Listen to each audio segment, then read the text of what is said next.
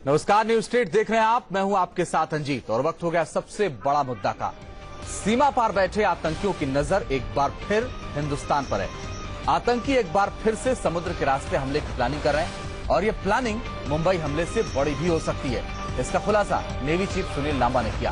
उन्होंने पुलवामा हमले का भी जिक्र किया। लश्कर के पास नेवी टीम होने की भी बात सामने आ चुकी है। ऐसे में नेवी चीफ का बयान देश को अलर्ट करने और सीमा पर चौकसी बढ़ाने को लेकर बेहद गंभीर है।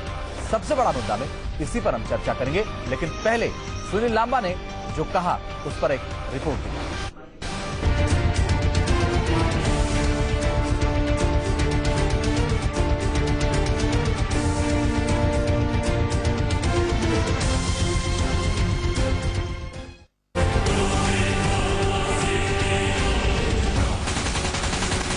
सीमा पार से एक बार फिर हिंदुस्तान के खिलाफ बड़ी साजिश रची जा रही है।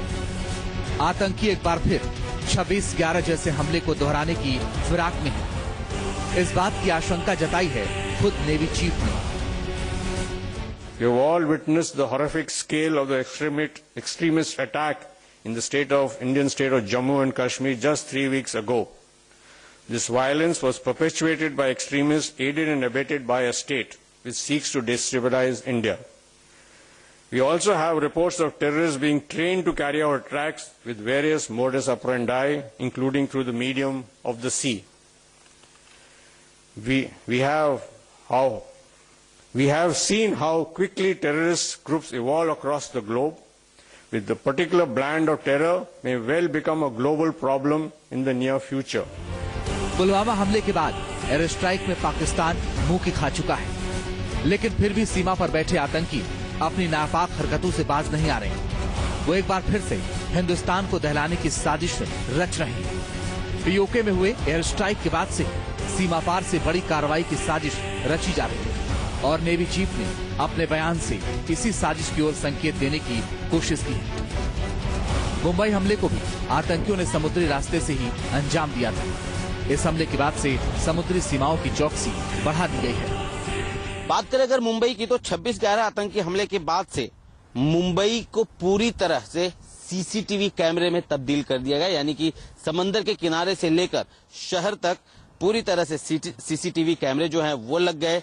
इसके अलावा मरीन पुलिस का गठन किया गया। मरीन पुलिस जो कि समंदर में लगातार पेट्रोलिंग करती है, क्योंकि इससे पहले भी खुलासा हो चुका है कि लश्कर के पास अपनी एक नेवी विंग है और हो सकता है कि वो समंदर के रास्ते अटैक करें। यदि ऐसा होता है तो वो भारतीय नेवी से वो बच नहीं सकते, क्योंकि भारतीय नेवी के जो युद्धपोत हैं वो जगह जगह पर तैनात है और उन युद्धपोतों की क्षमता है कि वो न सिर्फ टारगेट को हिट कर सकते हैं, बल्कि टारगेट का पता भी लगाया जा सकता है कि टारगेट उनसे कितनी दूरी पर है, क्या कर रहा है, उनकी क्या संदिग्ध गतिविधियां हैं, ये सब नजर जो है वो युद्धपोत रख सकते हैं।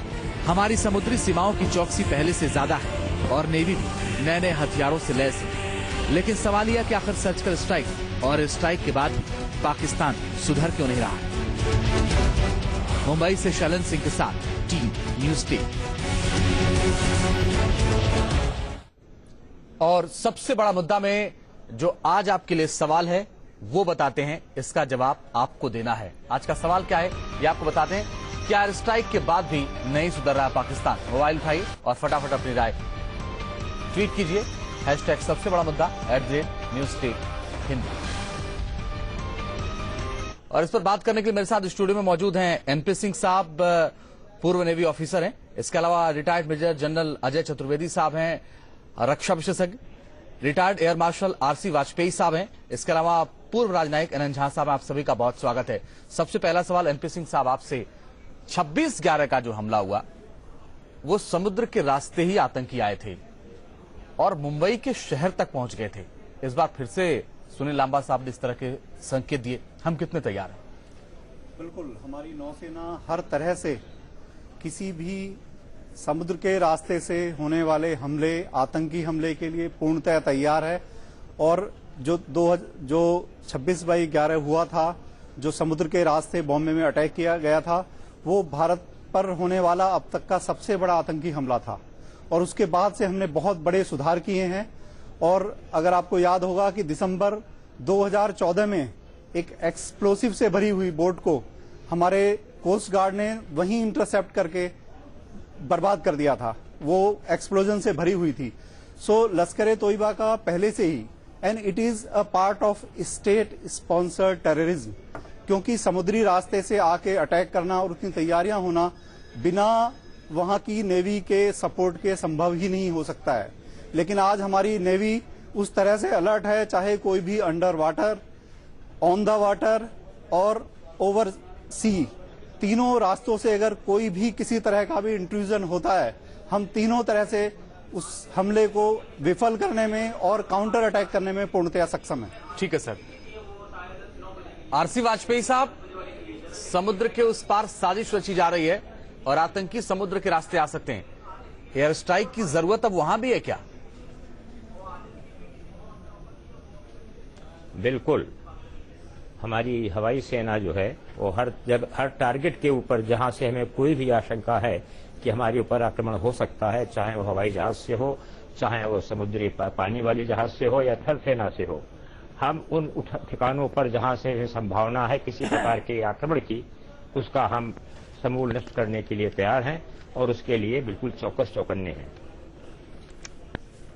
कितना सुधार हुआ है आरसी वाजपेयी साहब 26/11 की बाद से सुरक्षा को लेकर?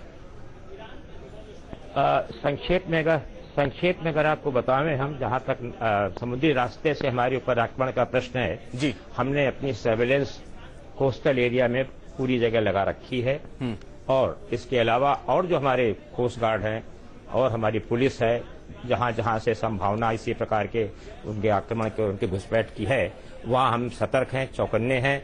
हमारी पेट्रोल बराबर काम कर रही है, रडार काम कर रहे हैं। अब विशेष रूप से हम आगे तो कुछ नहीं बता पाएंगे जी, वो कुछ चीजें ऐसी हैं कि जो बताने लायक नहीं है, मगर इतना अवश्य है, हम सबको आश्वस्त करना चाहते हैं कि हमारा जो कोस्टल एरिया है जी, वो बिल्कुल सतर्क है। ठीक है सर, ठीक है। अजय चतुर्वेदी जी, सवाल यह है कि हम 26/11 के बाद बहुत कुछ बदला और एक बार फिर से साजिश अगर रची जा रही, जिस बात के संकेत सुनील लांबा साहब ने दिए हैं, ये कितने चिंता की बात है? देखिए, ऐसा है कि दुश्मन जो है उसको कभी कम तो नहीं समझना चाहिए और ये उसका प्रयास रहेगा किसी न किसी तरह से कोई ना कोई गड़बड़ी वो जरूर करे। तो उसने देख लिया कि जो बालाकोट के अटैक के बाद और जो उसके अलावा कुपवाड़ा में हुआ या आज त्राल में हुआ, तो जमीन के रास्ते भी आ पाना जरा मुश्किल हो रहा है दोनों तरफ से। तो अब उनके पास ऑप्शन है, थर्ड ऑप्शन ये भी है कि वो समुद्र के रास्ते आए। लेकिन जैसा कि मेरे से पहले दोनों स्पीकर्स ने बोला जी, मैं काफी इत्तेफाक रखता हूं उनकी बात से कि 26/11/2008 में जो स्थिति थी उससे स्थिति काफी बदल चुकी है। जो हमारा इंटेलिजेंस और सर्वेलेंस नेटवर्क है वो उसके मुकाबले बेहतर है, नंबर 1। तो इसलिए कोई आदमी इतनी आसानी से जो 3 स्टेप्स हैं कि मरीन पुलिस, कोस्ट गार्ड और इंडियन नेवी, उससे निकल पाना एज इट इज या मुश्किल है। इसके अलावा जहां तक जो ओपन डोमेन में पढ़ रहा हूं कि इंडियन नेवी ने अपनी कार्रवाई और आगे तक बढ़ा दी है, तो वो अपने पोर्ट से निकल पाएंगे, ये अपने आप में एक बड़ी मुश्किल हो गई है उनके लिए। आज जो मैं अभी कहीं पढ़ रहा था कि वहां कराची का पोर्ट ही जो है पूरी तरह से ब्लॉक है इस वक्त, तो उनकी अपनी मुश्किलें बहुत ज्यादा हैं। तो कोशिश वो जरूर करेंगे। और ये मैं आपको एक और चीज बताना चाहता हूं कि एक डिटर्मिन्ड दुश्मन के लिए जो जान को हथेली पे लेके चलता है, उसके लिए कोई ऑब्स्टिकल काफी नहीं होता। तो इसलिए अगर दुश्मन को हम हल्का समझेंगे तो ये हमें नुकसान कर सकता है। हमें जो है इसमें पूरा न केवल हमको चौकन्ना रहने की जरूरत है, बल्कि एक रेगुलर रिव्यू एवरी डे होने की जरूरत है। पुलिस, मरीन पुलिस का, इनका कोऑर्डिनेशन बहुत जरूरी है जो जमीन पे भी है। जैसे 26/11 में एक बहुत बड़ी चीज देखने में आई थी कि कोऑर्डिनेशन की कमी थी, जो आज वो मच बेटर है। तो उसको अच्छा ये कहना कि सिर्फ बॉम्बे में आएंगे, नो सॉरी, मुंबई में आएंगे, ऐसा नहीं है। ठीक है, आप देखिए कि ये कच्छ से लेकर के कहीं पे भी आ सकते हैं, तो हमको ये चौकसी पूरी, यहाँ से इनफैक्ट अंडमान में आ सकते हैं। इस सब के लिए हम लोगों को पूरी तरह तैयार रहना पड़ेगा और ठीक। इसमें हम कहीं कोताही कर नहीं सकते। अजय सर, मैं और आता हूं, ज्यादा दोबारा जैसे आपके कि पास बादशाही आऊंगा साहब ने बताया, और फिर आपसे मैं बताना एक दो नहीं चाहूंगा, कुछ चीजें पता है मुझे। जी, मैं सर आऊंगा दोबारा आपके पास और दोबारा आपसे पूछ लूंगा। आनंद झा साहब, एक तरफ पाकिस्तान ये कहता है कि हम पायलट को छोड़ रहे हैं, हम युद्ध नहीं चाहते हैं, दूसरी तरफ वो ड्रोन भेजता है, सीमा पर गोलीबारी होती है, आतंकियों को ट्रेन किया जा रहा है। ये किस तरीके की साजिश है पाकिस्तान की? देखिए, पाकिस्तान के लोगों के और सरकार के दिमाग में ये बात बैठ गई है कि हिंदुस्तान उनका दुश्मन है, उन्हें खत्म करना चाहता है, इसीलिए किसी भी तरह हम पहले हिंदुस्तान को डुबाएं और हराएं। ये उनके दिमाग में ये आसानी से हटाना बड़ी मुश्किल होगी। जितना भी दबाव पड़े और देशों से, अरबी देशों से, चीन से भी, तब भी नहीं वो आसानी से छोड़ेंगे ये। अब इसमें यह है कि इस वक्त उन्होंने एक पायलट को गिरा दिया जो अभी वापस चला आया है 2-3 दिन पहले। अब उसको वो दिखा रहे हैं कि एक तरह से अपनी जनता को कि अब ठीक है, हमने भारत से बराबर का दर्जा स्थापित कर लिया। उन्होंने एक प्लेन हमारा गिराया तो हम भी उनके प्लेन को गिराए। वो अंदर आए, कुछ नहीं किया, सिर्फ 2-4-10 पेड़ों का नुकसान किया और हम बराबर के स्थिति से हैं। इसीलिए हम ये सब छोटी छोटी बातें और कर सकते हैं, लेकिन वो अपना समय देख करके फिर मारेंगे जहां पर वो देखें कि जहां कश्मीर में या समुद्री तट पर, जैसे अभी आप चर्चा कर रहे थे, पश्चिमी तट पर, पूर्वी तट में वो बिल्कुल घूम करके वो अंडमान की तरफ जाना बड़ी मुश्किल है। समुद्री तट पर बम्बई से लेकर कच्छ तक ये बड़ा खतरनाक इलाका है और इसका हम लोग को खास करके सतर्क रहना होगा इस इलाके पे। तो वो कर सकते हैं। उन्होंने कहा भी है कि लश्कर का एक स्टेटमेंट था कुछ दिन पहले कि हमारी सरकार भारत के साथ दोस्ती भी कर ले, तभी हम गज़ालाए हिंद वहां स्थापित करेंगे, यानी इस्लामिक स्टेट स्थापित करेंगे। तो ये सब ख्याल रखना होगा हमें हर एक समय। वो भी जानता है कि ये उसकी नापाक हरकतें किसी भी कीमत पर कामयाब नहीं होनी है। लेकिन मैं एनपी सिंह साहब आपसे समझना चाहूंगा, भले जो सुरक्षा की दृष्टि से हो, राष्ट्रीय सुरक्षा का मसला हो, जो ना बताने लायक हो ना बताइएगा, लेकिन इतना जरूर आपसे समझना चाहता हूं कि समुद्र में हालात कैसे होते हैं वहां पर, क्योंकि लगातार मछुआरों को पकड़ने की, उनको ट्रैक करना कहा जाता है बड़ा मुश्किल होता है, उनको चेक्स कैसे करते हैं, अगर जो बता सकते हैं पब्लिक डोमेन में वो थोड़ा सा समझना चाहेंगे हालात क्या होते हैं। देखिए, जो आज की स्थिति है और जैसा अभी बता चुके हैं, जो स्थिति अब से 5 साल या 10 साल पहले थी, आज बहुत बड़ा चेंज आ गया है। आपने देखा होगा कि शायद जो कोशिश सीमा पार से हमारे कश्मीर और पंजाब के बॉर्डर पे होती रही आतंकवाद की, ऐसा नहीं है कि वो समुद्र के रास्ते से कोशिश ना की गई हो, कोशिश की गई है। हमारे पास भी इंफॉर्मेशन होती है और जैसा बताया गया कि आज हमारा जो इंटेलिजेंस नेटवर्क है, जो हमारा इंफॉर्मेशन सिस्टम है, हमारे एनटीआरओ, हमारी रॉ और हमारे दूसरे सैटेलाइट इंटरसेप्शन सिस्टम्स जो हैं, वो पहले से बहुत काफी ज्यादा आधुनिक हैं और वेल इक्विप्ड और प्रिपेयर्ड भी हैं। आज हम अपनी सीमा ही नहीं, बिल्कुल बियॉन्ड सीमा, वी आर ब्लू वाटर, और इवन सिर्फ नेवी की तरफ से ही हम अपने रीजन के, जितना भी हमारा कच्छ का रीजन है, ओखा, द्वारका, पोरबंदर, वहां से और नीचे बॉम्बे तक और नीचे तक बिल्कुल कोचिन तक, पूरी कोस्टल लाइन को कंप्लीट अरेबियन सी में हम ऐसी क्षमता रखते हैं आज की डेट में कि हम वहां से सीधे कराची पे अटैक कर सकते हैं। अगर किसी तरह का भी वहां से कुछ मिस एडवेंचर प्लान किया जाता है, हमारे जो सिस्टम आज इक्विप्ड हैं, we will have the information in time and we have the capability to destroy them there itself. तो उन्हें वहां से अपने पोर्ट से निकल के आना भी आसान नहीं होगा। शायद इससे ज्यादा और कहना इस वक्त ठीक नहीं होगा। ठीक है सर, आप जितना बताने लायक हो उतना ही बताइएगा। मैं खुद कह रहा हूं कि जो राष्ट्रीय सुरक्षा का मसला है वो है। आरसी वाजपेयी साहब, आप हिंदुस्तान ने एयर स्ट्राइक की, पूरी दुनिया ने देखा और पूरी दुनिया ने समर्थन किया कि आतंकवाद के खिलाफ ये कार्रवाई होनी चाहिए, लेकिन अगर इस तरीके से लगातार साजिश रचता रहेगा हमारा पड़ोसी मुल्क, तो निपटने के और क्या रास्ते हैं? देखिए, आज हमारा जो अंतर्राष्ट्रीय समुदाय है वो पाकिस्तान की हरकतों से पूरी तरह परिचित है और उनके आतंकवाद से सभी करीब करीब त्रस्त हैं।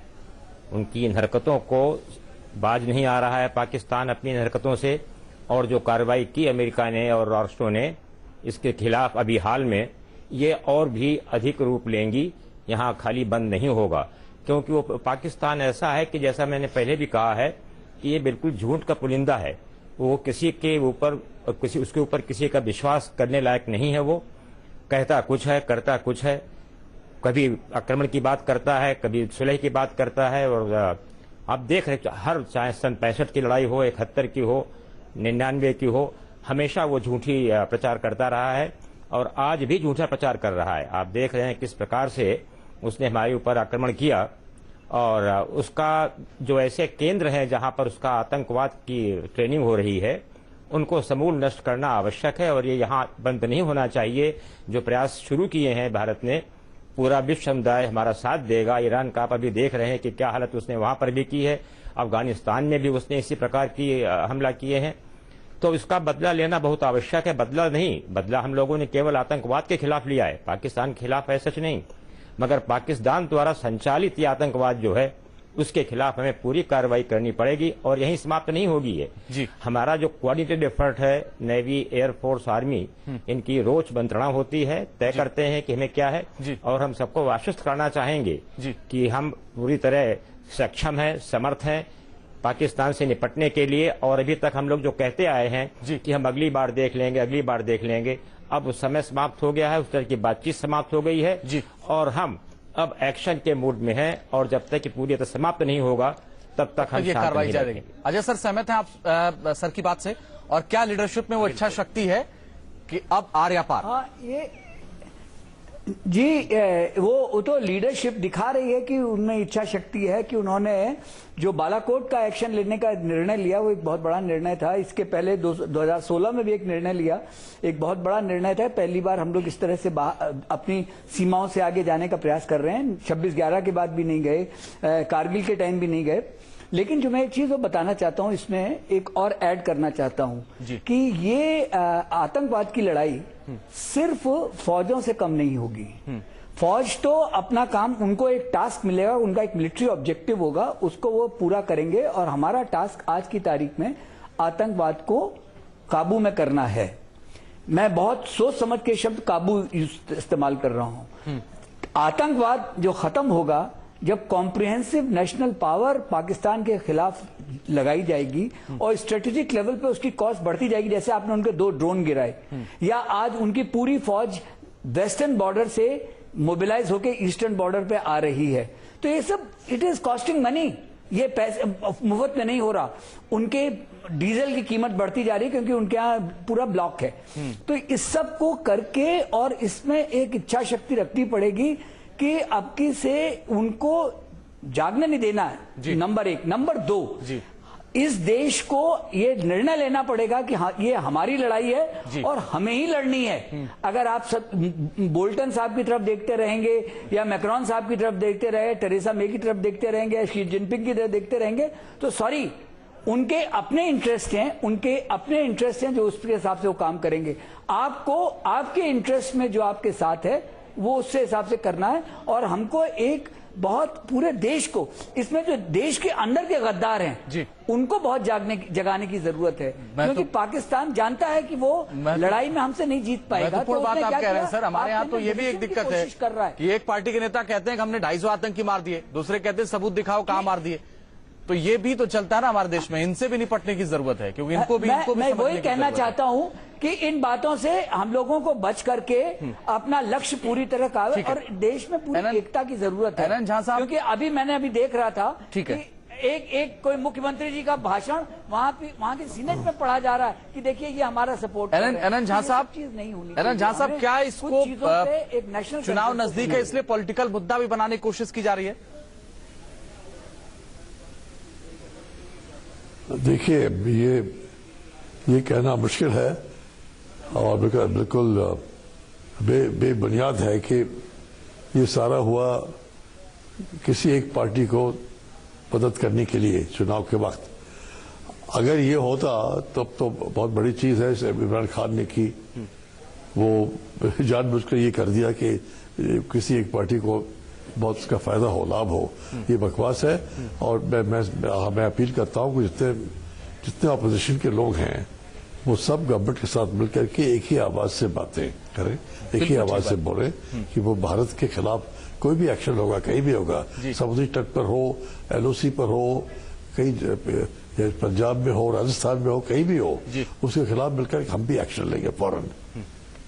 चलिए, बहुत बहुत शुक्रिया आप सभी का इस चर्चा में शामिल होने के लिए। लेकिन ये समझना पड़ेगा कि देश पहले है, फिर हम हैं। हमने सवाल पूछा था एक, जिसका जवाब आपको देना था। आज का सवाल था कि क्या एयर स्ट्राइक के बाद भी नहीं सुधर रहा है पाकिस्तान। 82% लोग इससे सहमत हैं, जबकि 18% लोग इससे सहमत नहीं। यहाँ रुक रहा कुछ पलों के लिए, आगे देखिए।